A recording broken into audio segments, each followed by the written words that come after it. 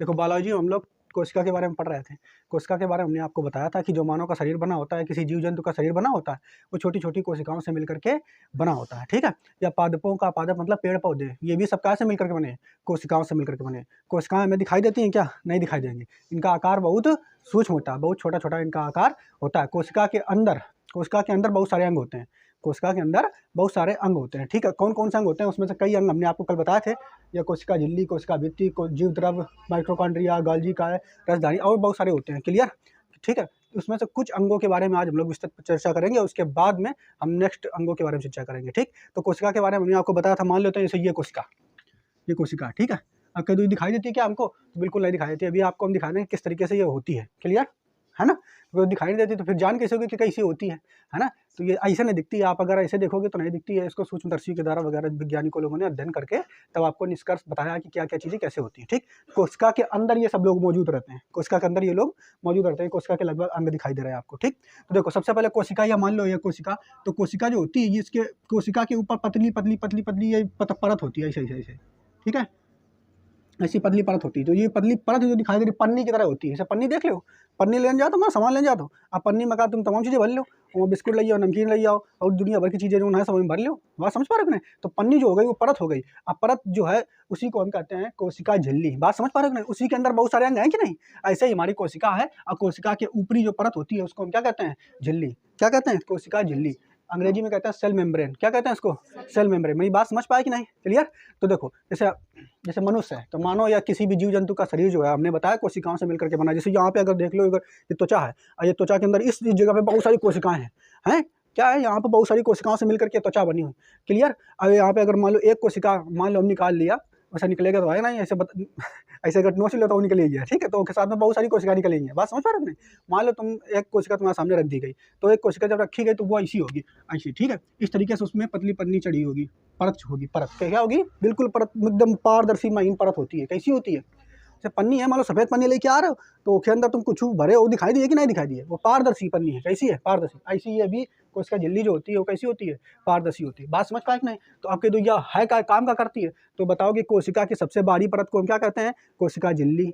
क्या कहते हैं? कोशिका के सबसे बाहरी परत को कोशिका झिल्ली। ये क्या करती है? ये कोशिका के सभी अंगों को अंदर समाहित करे रखे रखती है। बात समझ पा रहे हो नहीं? या ये कह सकते हो कोशिका के सभी अंगों को ये सुरक्षा प्रदान भी कर रही है। बात समझ पा रहे हो नहीं? क्लियर? अच्छा, इसके अलावा ये दो प्रकार, ये देखो ये जो कोशिका है जंतुओं में पाई जाती है। जंतु मतलब समझ रहे हो? जंतु हमने कल बताया था आपको, जो चल फिर सके, दौड़ सके, बात कर सके, वह सब क्या होता है? जंतु होता है। एक अलावा जो पादप किनका कहेंगे? पादप किसको कहते हैं? पेड़ पौधे जो चल नहीं सकते हैं लेकिन जीवित हैं। पेड़ पौधे को तो जीवित कर दो, हमें तो दिखाई देते हैं, वो फिर भी जीवित हैं। आपकी वो बातों को महसूस करते हैं। उनको अगर चोट मारोगे नहीं, जो कुछ अगर देखा जाए ध्यान से, तो मान लो कोनो आदमी है तो पेड़ पर मान लो ऐसे खड़ा हुआ हाथ लगा करके, तो अगर तुम हाथ लगा खड़े हो तभी उसको महसूस हो रहा है कि कोनो खड़ा है। और कहीं से लात मार रहे हो तो उसको महसूस हो रहा है कि ये आदमी हमका लात मार, वो भी जीवित है। बात समझ पा रहे हो कि नहीं? और जब वो आदमी काटत है तब भैया वो कटी हो तो वो दर्द होता है। बात समझ पा रहे हो कि नहीं? तो यहाँ पे लेकिन उसमें क्या है कि पेड़ों की अगर देखो कि तो हमारी जो परत है, हमारी जो ये परत दिखाई दे रही है ऊपरी त्वचा, ये कैसी होती है? मुलायम होती है। लेकिन पेड़ों की ऊपरी जो परत होती है वो मुलायम नहीं होती। कैसी होती है? बहुत टाइट होती है। तो भगवान जानता था कि जो पेड़ों को है उनको एक एक्स्ट्रा कवर, एक्स्ट्रा सुरक्षा देना चाहिए। जैसे हमारे कोशिकाओं में केवल ये होती है कोशिका झिल्ली, जो आदमी जीव जंतु होते हैं उसकी कोशिकाओं में केवल कोशिका झिल्ली होती है। लेकिन पेड़ पौधों की सुरक्षा के लिए क्या किया भगवान ने? कहा देखो पेड़ पौधों को एक्स्ट्रा सुरक्षा दिया जाए। एक्स्ट्रा सुरक्षा कहा दिया क्योंकि इन लोगों का मान लो जानवरों का या आदमी का अगर ना एक्स्ट्रा सुरक्षा दी हो तो ये अपना काम कर लेंगे। कैसे? आदमी का एक्स्ट्रा सुरक्षा नहीं दी भगवान, तो गर्मी के दिन तो बढ़िया पतली पतली बंडी पहन लेती। बंडी को समझ रहे हो? आए पहन के घूमती, कपड़ा पहन के घूम। और सर्दी के दिन में जाके लपेट दी नीचे इधर बढ़िया कायदे से सुरक्षा कर लेंगे। जानवर के दो तो जानवर भी सुरक्षा करिए तो वो ऊपर निकल लेते हैं। तो जानवर के दिन देखो गाँव में क्या होता है, जो भैंस होती हैं तो भैंसों में सर्दियों के दिनों में बाल उनके नहीं काटे जाते हैं, बाल बड़े बड़े हो जाते हैं। तो अपन बाल बड़े बड़े हो गए। अब देखो एक चीज़ देखो, जो वहाँ पे बाल होंगे वहाँ पे सर्दी लगेगी कि नहीं? जैसे तुम्हारा खोपड़िया है, खोपड़ी में देखो सर्दी लगती है नहीं लगती है? बाल है, बाल सुरक्षा करते हैं। ऐसे भैंस वगैरह होती है उनको देखोगे। इसके अलावा भेड़ को देखते हो कितने बड़े बड़े बाल होते हैं, तो वो अपनी सुरक्षा उन्हीं बालों से करती है सर्दी से बचाने के लिए। हैं कि कुत्ता बिल्ली जितने जानवर सबके अपने अपने पास बाल हैं, अब बालों से अपनी सुरक्षा कर लेते हैं। लेकिन पेड़ों के पास तो बाल नहीं है। तो अब उसमें क्या किया गया कि पेड़ों के लिए भगवान ने सोचा कि देखो ये जितने सजीव हैं, सजीव का मतलब ये जो तुम्हारे चलने फिरने वाले जीव जंतु हैं, ये क्या करेंगे? पेड़ों को पक्का आघात करेंगे। आघात का मतलब समझ रहे हो? चोट पहुँचाएँगे। अब अगर ये चोट पहुँचाएँगे तो इनके लिए कोनो सुरक्षा वाली कवर हमें देना चाहिए, यानी पेड़ पौधों का कपड़ा अलग से देना चाहिए। भगवान खुद बना के दी थी। तो पेड़ों की जो छाल होती है, छाल समझते हो ना? पेड़ों की जो ऊपर की परत होती है उसको कहते हैं कोशिका भित्ति। क्या कहते हैं, कोशिका भित्ति। भगवान ऊपर से जो छाल दे देता है उसको, है ना, तो उसके ऊपर एक्स्ट्रा कवर दे देता है, मजबूत कवर दे देता है पेड़ों को। चाहे जो प्रकार के पेड़ देखो तो उनके ऊपर परत जरूर होगी। जब छोटा बच्चा होगा तब परत पतली होगी, जैसे जैसे बड़ा होता है परत वो मोटी होती चली जाएगी। बात समझ पा रहे हो कि नहीं, क्लियर। तो पेड़ों के ऊपर एक्स्ट्रा परत जो दी जाती है जिसे क्या कहते हैं, कोशिका भित्ति, अंग्रेजी में कहते हैं सेल वॉल, है। तो अगर हमने बात करी ये वाली जो कोशिका है ये किसकी है, जंतुओं की है, और ये कोशिका हमने मान लिया पेड़ों की है। तो ये तो पेड़ों के ऊपर पहले कौन होगी, देखो ये पहले ये वाली तो होगी, ये तुम्हारी कौन वाली, ये वाली कोशिका झिल्ली तो होगी पेड़ों के साथ, है, और उसके ऊपर कोशिका के ऊपर कोशिका भित्ति भी लगी होगी। बात समझ पा रहे हो कि नहीं, एक्स्ट्रा सुरक्षा भगवान ने उनको दे दी, इनको पेड़ों को। काहे के मारे, जानत रहा है कि आदमी बड़ा काहिल है, का फोन पर बतियावत जाए इसे और पेड़ का इसे बतिया लात मार जाए इसे, है। समझ पा रहे हो कि नहीं, तो कुछ भी करके आदमी जो है पेड़ों को नुकसान पहुंचाता है। आदमी कोई भी जीव जंतु है पेड़ों को नुकसान पहुंचाएगा, इसलिए भगवान ने कहा किया उसमें देखो उनको एक्स्ट्रा कवर दिया। उसी एक्स्ट्रा कवर का नाम क्या है, कोशिका भित्ति। मेरी बात समझ पाए। इनकी खोज के बारे में आपको बिल्कुल नहीं आपको याद करना है। जिनके खोजकर्ता भी कुछ अंग ऐसे हैं जिनके खोजकर्ता भी आपको याद करना है। तो यहाँ पे आपको क्या बताना, देखो एक चीज और यहाँ पे एक चीज हम यहाँ पे छूट दी गया है कि जो तुम्हें पूछेगा कि कोशिका झिल्ली जो होती है काय बनी होती है, कोशिका झिल्ली काय की बनी होती है, तो याद रखना ये प्रोटीन की बनी होती है। काय बनी होती है, प्रोटीन की। कोशिका झिल्ली काय बनी होती है, प्रोटीन की। मेरी बात समझ पा रहे हो कि नहीं। एक के अलावा हम बात करेंगे अगर कोशिका भित्ति जो है ये काय की बनी होती है, सेल्यूलोज की। काय की बनी होती है, सेल्यूलोज कहीं लिखाया होगा इसमें। हाँ, कोशिका भित्ति काय की बनी होती है, सेल्यूलोज की बनी होती है, ठीक, सेल्यूलोज। बात समझ पा रहे हो कि नहीं। कोशिका भित्ति काय की बनी होती है, सेल्यूलोज की। कोशिका झिल्ली काय की बनी होती है, प्रोटीन की। मेरी बात समझ पाए, ठीक है। अच्छा, हमने ये भी बताया ये केवल पेड़ पौधों में पाई जाती है, लेकिन आपसे कौन कहता है कोशिका झिल्ली काय में पाई जाती है, तो पेड़ों में पाई जाती है, जंतुओं में पाई जाती है, दोनों पाई जाती है। और कोशिका भित्ति किस में पाई जाती है, केवल और केवल पेड़ पौधों में ही पाई जाती है। ये किसमें, जो जीव जंतु होते हैं उसमें नहीं पाई जाती है, क्लियर। अच्छा, इसके अलावा यहाँ तक आपको एक और बात समझना, देखो सेल्यूलोज क्या होता है। तो सेल्यूलोज क्या होता है, जैसे आप ये समझिए कि जो तुम्हारा कागज जो है ये कैसे बना, सेल्यूलोज का बना हुआ है। जो पेड़ पौधे होते हैं उनकी पतली परत को छील लिया जाता है, इसी को जिसको बता रहे हैं कोशिका भित्ति को छील लिया जाता है। और छील करके बढ़िया से उसका बहुत सारी प्रक्रियाएं करके मशीनों के द्वारा जो उसका सेल्यूलोज होता है उसी के द्वारा कागज बनाया जाता है। जो नोट होता है गांधी जी वाला नोट, ये भी सेल्यूलोज का, उच्च क्वालिटी के सेल्यूलोज का बना होता है नोट, ठीक है। तुम्हारे कपड़े हैं तो कहते ये तो सेल्यूलोज के बने हैं, ये कपड़े तो ये कैसे सेल्यूलोज के बने हैं, तो देखो जो तुम्हारी कपास वगैरह होती है, कपास से ही तुम्हारे कपड़े बनते हैं, तो ये भी सेल्यूलोज के लगभग बने होते हैं। बात समझ पा रहे हो कि नहीं, ठीक। तो जितना प्रकार का कपड़ा आता है, लगभग अधिकतर प्रकार के कपड़ा जो होता है वो भी सेल्यूलोज का बना, कैसे, क्योंकि कपास से ज़्यादातर कपड़े निर्मित होते हैं। इसके अलावा जो तुम्हारे नोट या कागज, ये भी सब क्या से निर्मित हैं, सेल्यूलोज के। तो देखो भगवान का जो एक्स्ट्रा, भगवान जो पेड़ पौधों को एक्स्ट्रा सुरक्षा दिए थे ना, कौन दिए थे, कोशिका भित्ति। कोशिका भित्ति में होता है सेल्यूलोज, और सेल्यूलोज से आदमी ने क्या बना लिया, खुद के कपड़े। कहा तुम उनका दी नहीं हो, ले कोई दिक्कत नहीं, हम छीन ले पेड़ पौधे थे, और उसे क्या बना दी, नोट बना दी, कागज बना दी। बात समझ पा रहे हो कि नहीं, उनकी सुरक्षा भी छीनी है, कितना आदमी जाहिल है, ठीक। तो अब इसके अलावा यहाँ पर आपको याद रखना है कि कोशिका झिल्ली क्या है, कोशिका भित्ति, इन दोनों में अंतर आपको समझ में आ गया होगा, ठीक। इसके अलावा देखो कवक क्या होते हैं, आगे इनको बताएंगे। कवक की जो कोशिका भित्ति होती है वो कायरीन की बनी होती है। काय बनी होती है, कायरीन। ये पॉइंट भी आपको याद कर लेना है, कवक की कोशिका भित्ति कायरीन की बनी होती है, ठीक। बात समझ पाए, ये दो पॉइंट समझ में आए।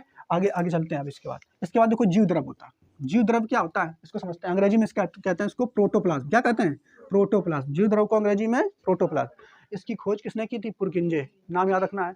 जीव द्रव यहाँ से खोज का सिलसिला लगभग चालू होगा, और अधिकतर अंगों में खोजकर्ता का नाम आपको याद करना पड़ेगा। बात समझ पा रहे हो नहीं। अब देखो शुरू में हमने आपको बताया था, सबसे पहले जीव विज्ञानी जो थी उसके खोजकर्ता का नाम क्या था, उनके पिता का नाम क्या था, कल बताया था, अरस्तु। जीव विज्ञान के खोजकर्ता का नाम क्या था, अरस्तु। उसके बाद उनका दुई भागों में बांट दी, तो एक जंतु विज्ञान बन गया, एक वनस्पति विज्ञान बन गया। जंतु विज्ञान के पितामह कौन होते हैं, अरस्तु, और वनस्पति विज्ञान के पितामह कौन होते हैं, थियोफ्रेस्टस। पता था कि नहीं। इसके अलावा फिर जब ये कोशिका खोज ली, कोशिका खोजने के बाद फिर क्या हुआ, उसका कोशिका खोजा किसने था, उनका नाम बताओ जल्दी से। सबसे पहले कोशिका किसने खोजी थी, रॉबर्ट हुक ने। किसने खोजा था, रॉबर्ट हुक ने कोशिका खोजी थी। उसके अलावा जीवित कोशिका किसने खोजी थी, हाँ, लिवन हॉक ने खोजी थी। ये दोनों खोज के धरी गया के बाद ये बताए ना कि करीबे का, तो करीबे खातिर सिद्धांत कौन लेके आए थे, स्लाइडर और स्वान लेके आए थे कि नहीं। अच्छा, यहाँ तक बता दिया था। अब उसके बाद कोशिका के अंदर की बहुत सारी चीजें, भाई कोशिका तो खोज के चले गए लिवन हॉक वगैरह, है ना, लेकिन उसके अंदर का भरो है, ये सब भी जरूर थोड़ा कोशिका भी खोज कर रहे हैं, उसके अंदर का भरो हुए नहीं बता पाए। बात समझ पाए कि नहीं। तो उसके अंदर बताइए वाले बहुत सारे लोग हैं। ऐसे ये बता गया। अब जीव द्रव क्या होता है ये समझो। जीव द्रव एक चिपचिपा गाढ़ा तरल पदार्थ होता है। ये कैसा होता है, जो कोशिका होती है, अभी हमने आपको बताई कोशिका क्या होती है। कोशिका के अंदर पहले झिल्ली होगी, झिल्ली क्या होगी, झिल्ली। हाँ, तो ये झिल्ली है, और झिल्ली के अंदर पूरा बहुत चिपचिपा गाढ़ा तरल पदार्थ भरा होता है एकदम। बात समझ रहे हो कि नहीं, कि तुम अगर इसे पाए रख दो तो लिबिल रोए, इसे उठाओ चपक नहीं बोला थी, वैसा एकदम बिल्कुल तरल पदार्थ भरा होता है, उसी इसके अंदर मान लो बहुत सारा तरल पदार्थ भरा हुआ है, ऐसे ठीक, ऐसे। बात समझ पा रहे हो कि ना? अभी आपको दिखाएंगे इसका चित्र, तब आपको और क्लियर हो जाएगा। तो ये जो होता है इसी को कहते हैं जीव द्रव। बात समझ पा रहे हो कि ना? ये कैसा होता है? गाढ़ा चिपचिपा तरल पदार्थ होता है, और इसी गाढ़े चिपचिपे तरल पदार्थ के अंदर बाकी के सब लोग रहते हैं। ठीक, बात समझ पा रहे हो कि नहीं? क्लियर? इसी गाढ़े चिपचिपे पदार्थ के अंदर कौन रहते हैं? बाकी के सब लोग रहते हैं। बात समझ रहे हो? ये लिखा गाढ़ा पदार्थ होता है, जिसे जीवन का आधार भी कहते हैं। क्या कहते हैं इसे? जीवन का आधार। इसके अलावा लिखा हुआ है कोशिका के सभी अंग जीव द्रव के अंदर ही पाए जाते हैं। कोशिका के सभी बाकी जो अंग बचे हुए हैं वे सब जीव द्रव के अंदर ही रहते हैं। ठीक, क्लियर? इसके अलावा क्या, ये कोशिका को सूखने से बचाता है। ये बिल्कुल ऐसे समझ लो, मान लो तुम्हारा जो अंगूर देखी, अंगूर है, अंगूर की ऊपरी परत देखो, ऊपरी परत वो झिल्ली है, ऐसे समझ लो। अंगूर समझ लेते हैं, अंगूर की ऊपरी परत क्या है? झिल्ली। कौन झिल्ली? कोशिका झिल्ली। कितनी पतली पतली परत होती है? अब अंगूर का इसे पिचका दो तो निकल, ये गाढ़ा गाढ़ा तरल पदार्थ निकलता है कि नहीं? निकलता है कि नहीं? वही का मान लो क्या है, वही तुम्हारा क्या है? ये जीव द्रव। क्या है? जीव द्रव। अब मान लो तुम अंगूर बड़ा हो थोड़ा साइज में, समझाने के लिए, उसके अंदर तमाम लोग भरे पड़े हैं, अंगूर के अंदर बीजे मान लो तो होंगे बहुत सारे, तो वे सब इसके कौन होंगे? अंग। बात समझ पा रहे हो नहीं? तो ये सब क्या, देखो, ये कोशिका की पहली परत झिल्ली, कोशिका झिल्ली के अंदर कौन होता है? जीव द्रव। और जीव द्रव के अंदर सब पदार्थ, ये जो और अंग हैं वे बने रहते हैं, सब उसमें डूबे रहते हैं बढ़िया एकदम। बात समझ पा रहे हो कि नहीं? क्लियर? अच्छा, तो ये बात भी क्लियर हो गई, जीव द्रव क्या होता है। तो जीव द्रव आपको समझ में आ गया होगा, जीव द्रव क्या है। और ये क्या है? कोशिका को सूखने से बचाता है। सूखने से बचाता है मतलब समझ रहे हो? अंगूर जो होते हैं सूख भी जाते हैं कि नहीं? सुखा दो, का बन जाए? किसमिस। अंगूर का सुखा दो, किसमिस बन जाए है। बात समझ? फिर वो पानी में डाल दो, फिर से फूल जाए वो है। देखो, अच्छा आगे देखो, एक और चीज क्या है अगली, देखो क्या, माइटोकॉन्ड्रिया। यह बड़ा इंपॉर्टेंट है, इसको याद करके रखना है। माइटोकॉन्ड्रिया के ये अंग काफी इंपॉर्टेंट है। ठीक, माइटोकॉन्ड्रिया, इसको हिंदी में क्या कहते हैं? सूत्रकणिका। माइटोकॉन्ड्रिया को हिंदी में क्या कहते हैं? सूत्रकणिका। तो देखो यहाँ पे आगे, इसकी खोज किसने की थी? अल्टमैन ने। ठीक, जीव द्रव की खोज किसने की थी? पुरकिंजे। जीव द्रव की खोज पुरकिंजे, माइटोकॉन्ड्रिया की खोज अल्टमैन। याद रखना इनके नाम है। पुरकिंजे ने किसकी खोज की थी? जीव द्रव की। माइटोकॉन्ड्रिया की खोज अल्टमैन। और ये गॉल्जी का है, इनकी खोज की कैमियो गॉल्जी। इनके नाम तो ये अपने नाम पर धर नहीं रहे, ऐसे ये अपने नाम पर धर देते सही रहा, तो पढ़िए याद हो जाए तो बढ़िया है। अल्टमैन ने किसकी खोज की थी? माइटोकॉन्ड्रिया। देखो माइटोकॉन्ड्रिया क्या होता है, जैसे अगर हम आपसे कह दें बताओ हम लोग श्वास कहाँ से लेते हैं, तो कहाँ बताओगे? नाक से है, नाक से लेंगे, नाक से लेते हैं। ये तो जान, देखो अगर नाक ना भी हो, काट दो नाक है तो मुंह से ले लेंगे। मुंह नहीं लोगे, हम मुंह बंद कर लो तब ले नहीं सकते, तो यन छेद कर दो, यन तब ले सकते हो। जो मेढक होते हैं, मेढक तो 3-4 जगह से, तीन जगह से सांस ले लेते हैं। बात समझ, मतलब 3 जगह से, मतलब वो क्या करते हैं, देखो जमीन के अंदर रहते हैं तब अपनी त्वचा से सांस लेते हैं, हम बाहर रहते हैं पानी में रहते हैं तब भी, पानी में रहते हैं तो गलफड़े से सांस लेते हैं, अब बाहर रहते हैं तब फेफड़ों से सांस लेते हैं। बात समझ रहे हो कि नहीं? तो ऐसे सांस जो है, हम मेन अगर ध्यान से देखा जाए तो सांस का मेन काम है, हम कहाँ से लेते हैं? फेफड़े से। कहाँ से लेते हैं? फेफड़े। लेकिन फेफड़ा कहाँ है? फेफड़ा सांस लेने के साथ क्या करते हो आप? क्या करते हो? ऑक्सीजन को अंदर लेते हो। ठीक, ऑक्सीजन को अंदर लेते हो, लेकिन जरूर थोड़ा कि ऑक्सीजन भरी हुआ ऑक्सीजन केवल ना ऐसा नहीं होती। जितनी वायु है सारी, जितनी मिक्सचर है वायु के अंदर, इसके अंदर ऑक्सीजन भी है, नाइट्रोजन भी है, उन गैस है, वो सब जाएंगे अंदर। फिर फेफड़ा इसको छान के क्या करेगा? ऑक्सीजन निकाल लेगा है, और ऑक्सीजन को स्टोर कर लेता है। ऑक्सीजन का कर लेता है स्टोर। बात समझ पा रहे हो नहीं? स्टोर कर लेता है। मान लो टंकी नहीं होती है, टंकी, बात समझ पा रहे हो कि नहीं? टंकी है, पानी की टंकी। अब पानी की टंकी क्या करती है? पानी भर के धर देते हो, और के हिसाब से पूरे घर में पाइपलाइन भेज दी जाती है, जहाँ जरूरत होती है वहाँ पानी निकाल के दे दिया जाता है। ऐसे फेफड़ा क्या करता है? स्टोर करता है किसको? ऑक्सीजन को अपने अंदर भर के धर लेने से। और जरूरत क्या खा है? तो जरूरत हमारी पूरी बॉडी की, पूरे बॉडी में जो हमारी कोशिकाएं हैं, पूरी बॉडी की कोशिकाओं को ऑक्सीजन की जरूरत होती है। क्यों? काहे मारे? क्योंकि अगर ऑक्सीजन नहीं मिलेगी तो ऊर्जा नहीं मिलेगी, कि तो ऑक्सीजन ऊर्जा का चक्कर का ही सही हो नहीं समझ में आओ। तो देखो जैसे ही हमने क्या किया, सांस ली, तो सांस लेने के बाद ऑक्सीजन हमारे फेफड़े टंकी के रूप में भर के रह गया। अब क्या है? ऑक्सीजन यहाँ से फेफड़े से भेजा जाता है हमारे बॉडी में, विभिन्न जो कोशिकाएं उनको भेजा जाता है। अब कोशिका में कौन मांगता है? कोशिका में मांगता है ये माइटोकॉन्ड्रिया। कौन मांगता है? किसको मांगता है? ऑक्सीजन को। मेरी बात समझ पा रहे हो नहीं? देखो बात कठिन नहीं है, बिल्कुल सरल। आपको सोचना कैसे, ऑक्सीजन जैसे सांस ली आपने, सांस लेने के साथ क्या है? फेफड़ा में जाकर के ऑक्सीजन भरी गई। अब भरने के बाद समझ लो हमारे यहाँ पर जैसे घर में नहीं पानी की टंकी भर देनी हो, अब भरी के बाद नलियाँ नहीं लगा दी जाती बहुत सारी, एक किचन में लगा दी गई, एक बाथरूम में लगा दी गई, एक कमरा में बाहर एक लगा दी, जहाँ जरूर भाई वहाँ टोटी खोल लो, बढ़िया पानी निकाल लो है। ऐसे ही हो सिस्टम है कि जैसे हमने ऑक्सीजन लिया, जैसे हमने सांस ली, ऑक्सीजन यहाँ स्टोर हो गई, भर गया।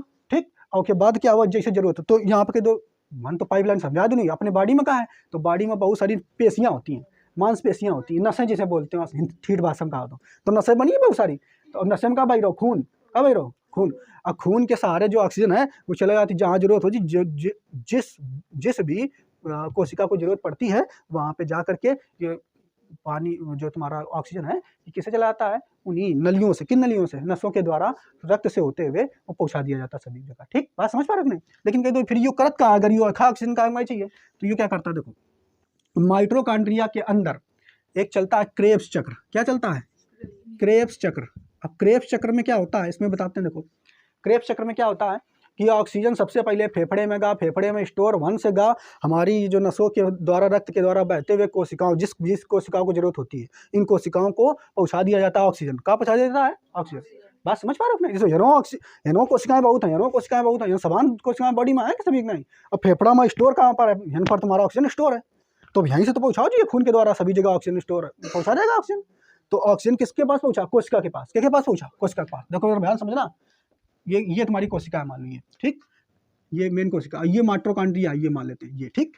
अब ऑक्सीजन किसके पास पहुंचो? कोशिका के पास पहले पहुंचेगा। अब कोशिका के पास पहुंचेगा फिर उसके बाद जाएगा माइटोकॉन्ड्रिया के पास। तो माइटोकॉन्ड्रिया क्या करेगा? देखो जैसे ये जो पूरा प्रोसेस बता रहे हैं यही क्रेब्स चक्र है। सांस ली, फिर उसके बाद क्या स्टोर हुआ फेफड़े में ऑक्सीजन, उसके बाद रक्त के द्वारा बहते हुए माइटोकॉन्ड्रिया सॉरी कोशिका के पास पहुंचा, और कोशिका से ऑक्सीजन कहाँ पहुंचा? माइटोकॉन्ड्रिया के पास पहुंचा। अब माइटोकॉन्ड्रिया क्या करेगा? यहाँ ऑक्सीजन पहुंचा तो ऑक्सीजन जो है ये मिलकर क्या बनाता है? 38 एटीपी। ठीक है, ऑक्सीजन क्या बनाएगा? 38 एटीपी। एटीपी का फुल फॉर्म होता है एडेनोसिन ट्राइफॉस्फेट। ठीक है, 38 एटीपी मिलकर के एक ग्लूकोज बनता है। बात समझ पा रहे हो नहीं? 38 एटीपी ये आप याद कर लेना, 38 एटीपी मिलकर के क्या बनता है? एक ग्लूकोज। और ग्लूकोज हमारे शरीर को ऊर्जा देता है।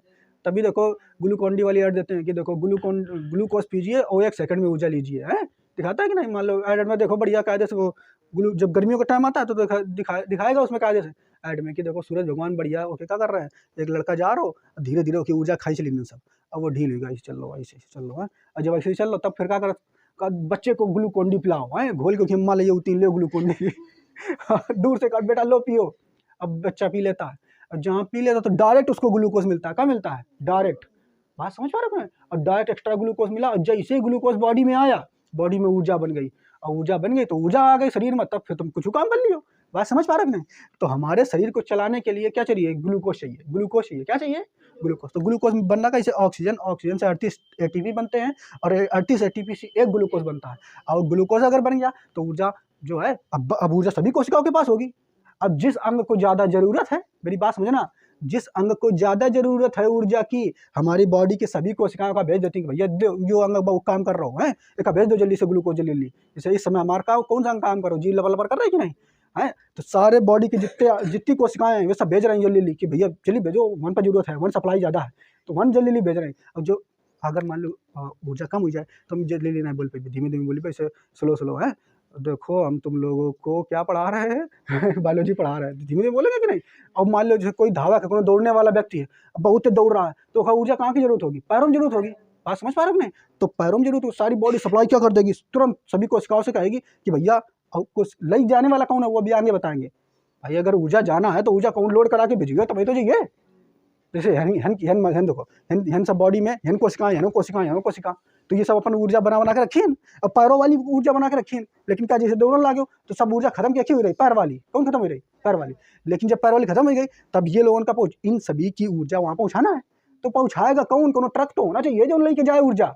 कोशिका थोड़ा लीजिए, लो भाई तुम ले लो ऐसा नहीं होगी ना, तो कोनो ट्रक होना चाहिए। मतलब ट्रक का मतलब वाहन जो ले जाता है माल ढोने वाला, तो कौन ट्रक होता है ले जाने वाला? उसको कहते हैं गालजी काय। क्या कहते हैं? गालजी काय। ये ले जाता है ऊर्जा को संचरित करता है एक जगह से दूसरी जगह। बात समझ पा रहे हो नहीं? क्लियर? समझ में आया? अच्छा देखो यहाँ पर, हाँ यहाँ तक हमने आपको बता दिया कि क्रेब्स चक्र चलता है। क्रेब्स चक्र जब चलता है तो क्या बनता है? ऑक्सीजन 38 एटीपी से ग्लूकोज बनती है, उससे ऊर्जा बनता है। क्या बनता है? ऊर्जा बनता है। और इसी को माइटोकॉन्ड्रिया को हम क्या कहते हैं बच्चों? माइटोकॉन्ड्रिया को हम क्या कहते हैं? ऊर्जा का घर भी इसको कहते हैं। क्या है कि हमारे, क्योंकि भैया यही ऊर्जा बनाता है। क्या बनाता है? यही ऊर्जा बनाता है। मेरी बात समझ पाए? क्लियर? अच्छा इसके बाद हमने ये बताया, अगला ये तो समझ में आ गया होगा आपको। क्रेब्स चक्र चलता है किसके अंदर? माइटोकॉन्ड्रिया के अंदर। ऊर्जा का घर किसको कहते हैं? माइटोकॉन्ड्रिया को। क्रेब्स चक्र कहीं चलता है कि सांस लिया, सांस लेने के बाद फेफड़े में ऑक्सीजन गई, ऑक्सीजन से फिर खून रक्त के द्वारा हमारा पहुंचता है शरीर में सभी कोशिकाओं के पास, ऑक्सीजन पहुंचता है। जब ऑक्सीजन पहुंच गया तो 38 एटीपी बनाता है। 38 एटीपी मिल करके एक ग्लूकोज का निर्माण होता है और यही ग्लूकोज ऊर्जा को हमारे शरीर में पहुँचाता है। बात समझ पा रहे कि नहीं? अब फिर हमने ये बताया गोल्जी का है, ये क्या काम करते हैं? देखो गोल्जी का काम क्या करता है, देखो इधर गोल्जी काम क्या करता है, ठीक। इसकी खोज पहले किसने की थी? देख लो फटाक से, किसने की थी? कैमियो गोल्जी ने। गोल्जी का की खोज किसने की थी? कैमियो गोल्जी ने। बात समझ पा रहे हो कि नहीं? इसकी खोज किसने की थी? कैमियो गोल्जी ने। और ये क्या करता है? सभी अंगों में ऊर्जा पहुंचाने का काम करता है। बात समझ पा रहे हो? क्लियर? अच्छा अब ये देखो, लेकिन ऊर्जा कैसे पहुंचाएगा? तो यहाँ पहुंचाने के लिए रक्त के द्वारा हीमोग्लोबिन वगैरह होता है हमारे शरीर में, तो ये सब ऊर्जा पहुंचाने का काम इस तरीके से हमारा ये करेगा कैमियो गोल्जी, ठीक, सॉरी गोल्जी का है। क्लियर? इसके बाद अगला देखो अंग है, ये वाला तो यहाँ तक आपको क्लियर हो गया होगा। अगला जो अंग है इसको कहते हैं रसधानी या वोकल्स। ये क्या करता है? देखो ये क्या करता है, ठीक है, 5 मिनट बैठो फिर छोड़ रहा है। हमने क्या, ये क्या करता है? रसगानी। तो देखो जो शरीर है पूरा, मानव का शरीर जो है या किसी भी जीव जंतु का शरीर हो, उसमें पानी बहुत ज़्यादा होता है। जैसे मानव का शरीर है, इसमें 60 से 65% तक पानी है। अगर तो पानी है कि तो हमें तो कौन दिखाई देता पानी है नहीं। तो जब आप दौड़ लगाओगे तो पसीना निकलता है कि नहीं? गर्मियों के टाइम पसीना निकलता है। तो हमारे बॉडी में बहुत सारा पानी है, 60% पानी है, 60%। अगर तुम 60% पानी का मतलब समझ लो, अगर तुम मान लो 100 किलो के हो, ठीक है, 100 किलो के, तो हमारा 60 किलो पानी है 60 किलो पानी आई तो हमें कौन लागत है? बात समझ पा रहे कि नहीं? तो दोस्तों लगते हैं ना कि दो बॉडी में खून मांस हड्डी ये सब कहाँ जी है। तो ये लगभग अधिकतर जो मात्रा है पानी की होती है बॉडी में। और इसके अलावा लेकिन ज़्यादा जो पादप होते हैं उसमें जंतुओं से ज़्यादा पानी होता है। और पादप जो होते हैं, पादप का मतलब समझ रहे हो? पेड़ पौधे। और वो जो पादप होते हैं ना, उनको पानी की ज़्यादा ज़रूरत जंतुओं की तुलना में होती है। हम लोग थोड़ा थोड़ा पानी इस्तेमाल करते हैं, वो ज़्यादा इस्तेमाल करते हैं। बात समझ पा रहे कि नहीं? तो ये जो तुम्हारा रसगानी दिख रहा है वोकल्स, ये क्या करता है? ये पानी को स्टोर करता है। बात समझ पा रहे हो कि नहीं? पानी को स्टोर करता है जगह जगह पे। आई ना कह दो कि पानी के बने तो मान लो इधर से, मान लो ऐसे छेद कर दें जरा से, सब पानी निकल भागे इधर का ऐसा नहीं है, ऐसा कुछ नहीं है। हमारे शरीर में जो खून वगैरह है, ये सब जो पानी हमारा स्टोर है वो किस में स्टोर रहता है? रसगानी में स्टोर। इसका नाम है देखो रसगानी। तो इसे याद कर लोगे, रस से जा रहा है तो जो चीज़ रस वाली होगी पक्का वहाँ पानी मिली होगी, ठीक। तो रसगानी जो होता है ये पानी को हमारा संचित करता है, एकत्रित रखता है, ठीक है। लेकिन ये रसगानी, अब ये बताओ पौधों में ज़्यादा बड़ा होगा कि मनुष्य में या जानवरों में? तो पौधों में ज़्यादा बड़ा होगा। क्या है हमारे? क्योंकि पौधे ज़्यादा पानी मात्रा में सोखते हैं, उनको ज़्यादा पानी की जरूरत होती है। तो रसगानी की जो साइज होता है किसमें बड़ा होता है? पौधों में ज़्यादा बड़ा होता है। और जबकि जीव जंतुओं में ज़्यादा अपेक्षाकृत उतना बड़ा नहीं होता है। क्लियर? बात समझ पा रहे हो कि नहीं? तो ये उम्मीद है आपको इतनी चीज़ें समझ में आई होंगी। इसके बाकी के जो पार्ट हैं हम वो कल पढ़ेंगे, ठीक। क्लियर? आज के लिए इतना ही। हाँ जाओ।